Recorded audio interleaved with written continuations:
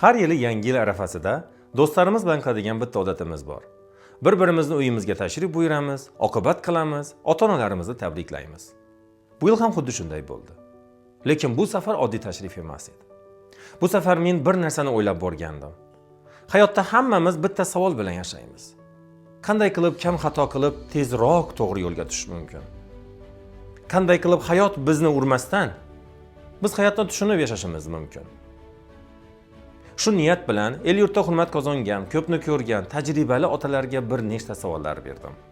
Birinchi savolim shunday edi. Inson qachon haqiqiy yetuklikka erishadi? Ular biroz sukut qilib shunday deydi. Yetuklik 40 yoshdan keyin boshlanadi, lekin qachon yetib borishni hech kim aniq bilmaydi dedilar. Bu javob meni juda o'ylantirdi. Demak, yosh emas, ong muhim ekan. Keyin ikkinchi savolni berdim. Jamiyatda pul muhimmi, obro'mi? Ular bir ovozdan javob berishdi. Obro'. Va yana shunday deyishdiki, agar obro' bo'lsa, pul o'zi yugurib keladi.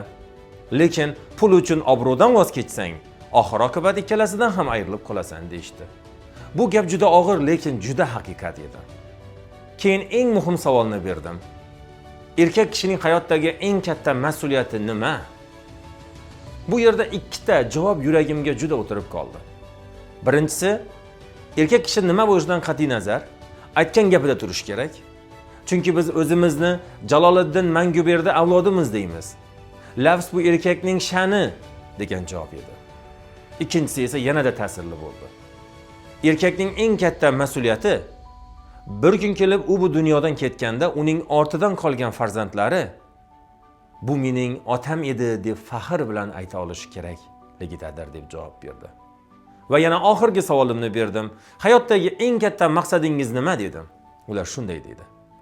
Bu hayotda to'g'ri yashash va oxiratda jannatning eng chiroyli joyiga loyiq bo'lish degan javob berdi.